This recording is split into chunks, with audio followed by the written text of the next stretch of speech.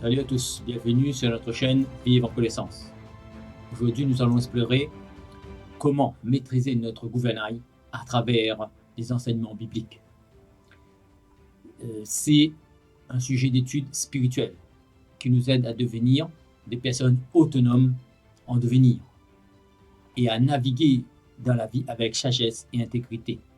Si nous prenons le livre de 2 Pierre, au chapitre 1, du verset 3 à 7, il est écrit: comme sa divine puissance nous a donné tout ce qui regarde la vie et la piété, par la connaissance de celui qui nous a appelés par sa gloire et par sa vertu, par lequel nous avons reçu les grandes et précieuses promesses, afin que, leur moyen, vous soyez participants de la nature divine en fuyant la corruption qui règne dans le monde par la convoitise. Vous donc, de même, y apportant tous vos soins, ajoutez la vertu à votre foi, et à la vertu la science, et à la science la tempérance, et à la tempérance la patience, et à la patience la piété, et à la piété l'amour fraternel. Donc ce passage nous parle de la transformation personnelle, de l'importance de cultiver des vertus pour naviguer dans la vie. Donc la divine puissance mentionnée ici nous rappelle que nous avons déjà reçu tout ce dont nous avons besoin pour vivre une vie pieuse. C'est un peu comme avoir tous les outils nécessaires pour construire une maison. Mais encore faut-il savoir les utiliser correctement. La connaissance de celui qui nous a appelés fait référence ici à la compréhension de Dieu et de ses voies, ce qui est essentiel pour devenir une personne autonome en devenir, ou un homme libre.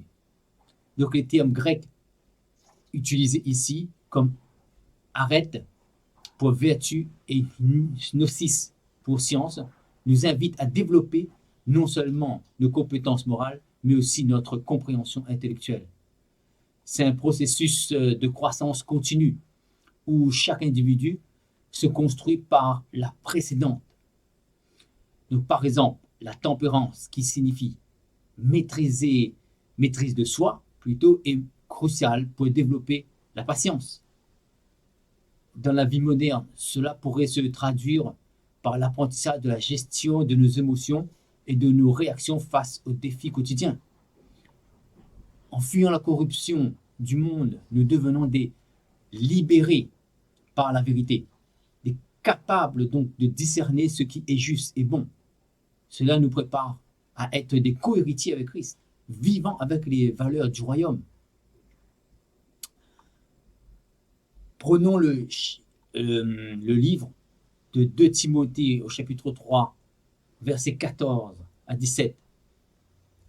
Il est écrit: pour toi, demeure ferme dans les choses que tu as apprises et qui t'ont été confiées, sachant de qui tu les as apprises, et que tu as dès ton enfance la connaissance des saintes lettres qui peuvent t'instruire pour le salut par la foi qui est en Jésus-Christ.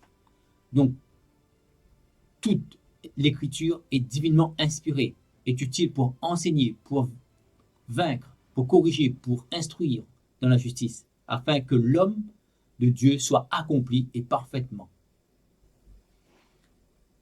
Ce passage souligne l'importance de rester ancré dans les enseignements bibliques. La phrase toute écriture est divinement inspirée nous rappelle que la Bible est une source fiable de sagesse et de guide. Donc c'est comme un manuel d'instruction pour la vie qui nous aide à naviguer à travers les complexités de notre existence quotidienne. Le terme enseigner, vaincre, corriger et instruire montre que la Bible n'est pas seulement un livre de règles, mais un guide pour le développement personnel et spirituel. En tant qu'ambassadeurs du Christ, nous sommes appelés à appliquer ces enseignements pour devenir des êtres libres, capables de prendre des décisions éclairées et justes. Donc, dans le contexte moderne, cela pourrait signifier utiliser les principes bibliques pour résoudre des conflits au travail ou dans nos relations personnelles. Par exemple, l'idée de corriger peut être vue comme une opportunité de croissance personnelle, plutôt comme une critique négative. Cela nous aide à devenir des navigateurs vers l'autonomie capables donc de diriger notre propre vie avec sagesse et intégrité. Le livre de Colossiens, chapitre 4, versets 1 à 6, il est écrit: Maîtres, accordez à vos serviteurs ce qui est juste et équitable, sachant que vous aussi, vous avez été un maître dans le ciel. Vous avez un maître dans le ciel. Persévérez dans la prière. Veillez-y avec action de grâce. Priez en même temps pour nous, afin que Dieu nous ouvre les portes pour la parole, en sorte que je puisse annoncer le ministère de Christ pour lequel je suis dans les chaînes et le faire connaître comme je dois en parler. Conduisez-vous avec sagesse envers ceux du dehors et rachetez le temps. Que votre parole soit toujours accompagnée de grâce, assaisonnée de sel, afin que vous sachiez comment il faut répondre à chacun.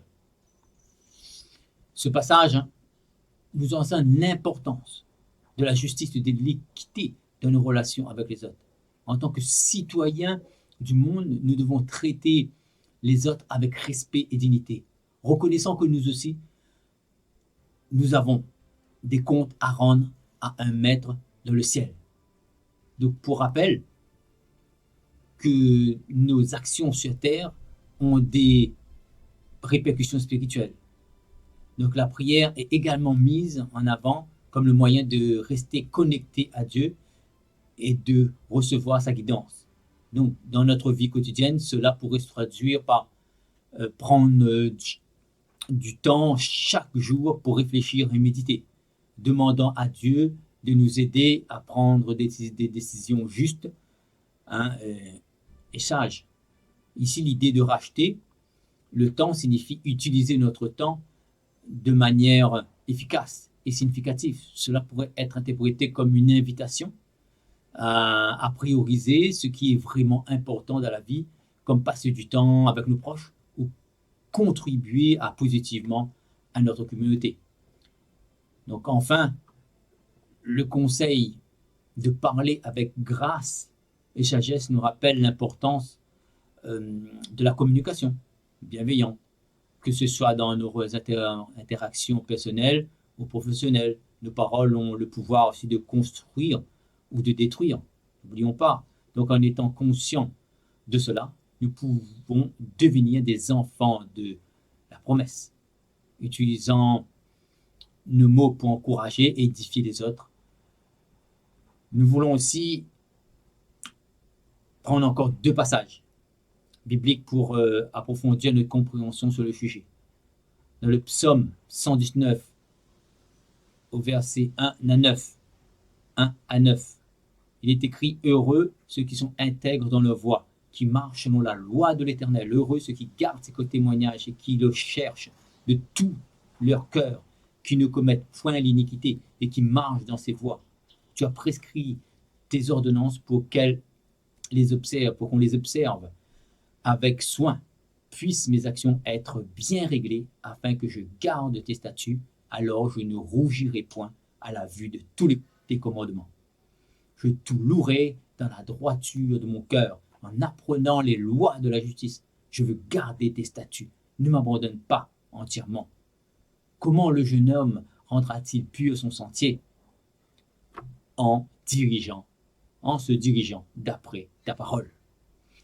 Ce passage des psaumes met l'accent donc sur l'intégrité et l'obéissance à la loi divine comme moyen de maîtriser sa vie. Donc être intègre dans sa voie signifie vivre en accord avec les principes divins, ce qui est essentiel pour être un héritier du royaume. La répétition de l'idée de garder les commandements montre l'importance de la constance, de l'engagement dans notre parcours spirituel, et l'expression en se dirigeant d'après ta parole suggère que la parole de Dieu est comme une boussole, nous guidant à travers les défis et tentations de la vie moderne. C'est un peu comme avoir un GPS spirituel, hein, d'accord, qui nous aide à rester sur le bon chemin. En tant qu'apprenti de l'autonomie, il est crucial de se référer donc constamment à cette boussole pour s'assurer que nous avançons dans la bonne direction. Donc dans le contexte de la vie quotidienne, cela pourrait signifier prendre le temps de lire et de méditer sur les Écritures pour trouver des réponses et des conseils sur des décisions importantes. Donc cela nous aide à éviter les pièges de l'ennemi, de l'iniquité, et à vivre une vie qui honore le Très-Haut. Le dernier texte, dans 1 Pierre, chapitre 5, versets 6 à 10, il est écrit « Humiliez-vous donc sous la puissante main de Dieu, afin qu'il vous élève au temps convenable. Et déchargez-vous sur lui de tous vos soucis, car lui-même prendra soin de vous. Soyez sobre, veillez.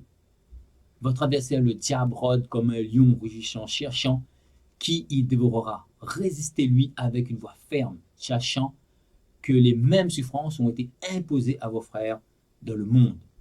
Donc le Dieu de toute grâce, qui vous a appelé en Jésus-Christ à sa gloire éternelle, après que vous aurez souffert un peu de temps, vous perfectionnera lui-même, vous affermira, vous fortifiera. Donc dans ce passage, nous enseigne ici donc l'importance de l'humilité, de la vigilance dans notre vie spirituelle. Humiliez-vous donc sous la puissante main de Dieu. Elle nous rappelle que la véritable maîtrise de notre gouvernail commence par la reconnaissance de notre dépendance à Dieu. Donc, en tant que fils de Dieu, nous devons nous décharger de nos soucis sur lui, hein, sachant qu'il prend soin de nous. Donc, l'avertissement de veiller et de résister à l'adversaire, le diable, s'y souligne la nécessité d'être constamment sur le garde contre les influences négatives. Hein, dans la vie moderne, cela pourrait se signifier être attentif aux distractions, aux tentations qui pourraient nous détourner de notre chemin spirituel. Donc la promesse que Dieu nous perfectionnera, nous affermira et nous fortifiera après avoir souffert un peu de temps est une source d'encouragement. Cela nous rappelle que les épreuves que nous traversons ne sont pas vaines, mais qu'elles contribuent donc à notre croissance spirituelle et à notre développement en tant que pionnier de l'indépendance. Donc voilà donc pour le verset biblique. Je voudrais donc vous remercier d'avoir écouté. Et n'oubliez pas donc de liker, d'aimer, de mettre un pouce bleu, de vous abonner donc pour continuer donc notre étude. Que Dieu vous bénisse. À bientôt.